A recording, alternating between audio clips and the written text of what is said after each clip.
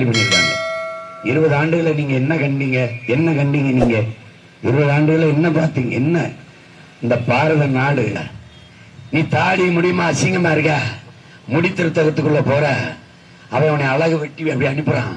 அந்த செயல் புரட்சி செய்தவன் புரட்சியால நீ மூக்க பிடிச்சிட்டு குப்பையை கொட்டுற, அசிங்கத்தை போடுற, கழிவை அவன் மூழ்கி எடுத்து ஒருத்தன் சுத்தம் செய்யறான். அந்த செயல் ஆக சிறந்த புரட்சி செய்பவன் புரட்சியாளன்.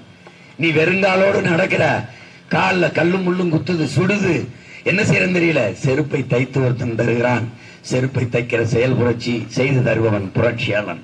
நடக்க பாதையின்றி தவிக்கிற கடும் பாறைகளை உடைத்து நொறுக்கி நீ பயணிக்க பாதை செய்து தருகிறான் ஒருவன், செயல் புரட்சி செய்தவன் புரட்சியாளன்.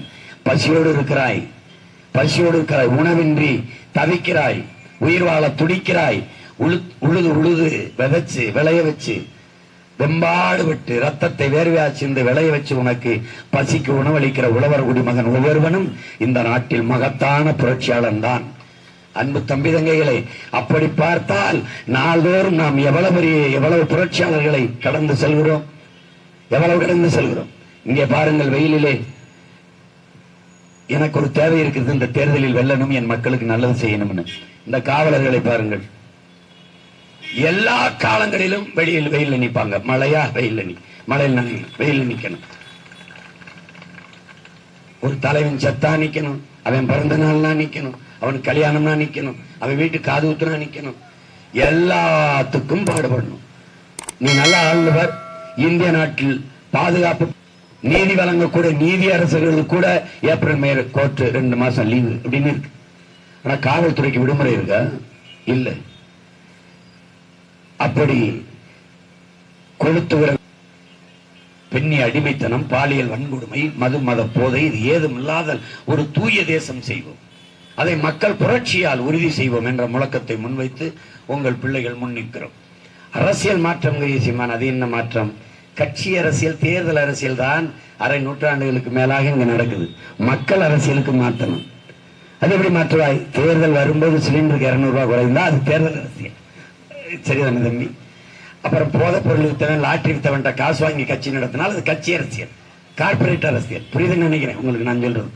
எலக்ட்ரல் பாண்ட்ல தேர்தல் பத்திரத்தில் 6650 கோடிக்கு மேல பிஜேபி வாங்கி இருக்குது. இது கட்சி அரசியல். தேர்தல் அரசியல் என்ன? 76 கொடுக்கப்பட்ட கச்சத்தீவை 2024 நான் வந்தால் மீட்பேன். இது தேர்தல் அரசியல். ஆசிரியர்கள் அவ்வளவு கோரிக்கை வச்சு போராடிய பெருமக்களை உள்ளதுக்கு போட்டு அடைச்சு சாவி எடுத்துட்டு போன பெருந்தகை இப்போது நான் பாராளுமன்ற தேர்தல் வென்றால் ஆசிரியர் கோரிக்கையை அதை நிறைவு செய்வேன். இது தேர்தல் அரசியல். 1000 ரூபாய் கலைஞரின் உரிமை தொகை என்ற 6 மாசத்துக்கு முன்பு கொடுத்து விட்டு தேர்தல் வரும்போது 1000 வாங்கிட்டீங்களா, வந்துச்சா, சேமிச்சு வச்சிருக்கீங்களா, சேமிச்சு வச்சிருக்க, உங்களுக்கு செலவுக்கு இல்லையா தரட்டா அப்படின்னு யாராவது கேட்டா தான் விடுறாங்க. இந்த 1000 ரூபாயை பத்தி பேசுவது என்பது தேர்தல் அரசியல். அப்ப மக்கள் அரசியல் என்ன? செய்தி அரசியல் இல்லாமல் செயல் அரசியல், சேவை அரசியலுக்கு நகர்வதுதான் மக்கள் அரசியல். மக்களின் நலன் சார்ந்த அரசியல்.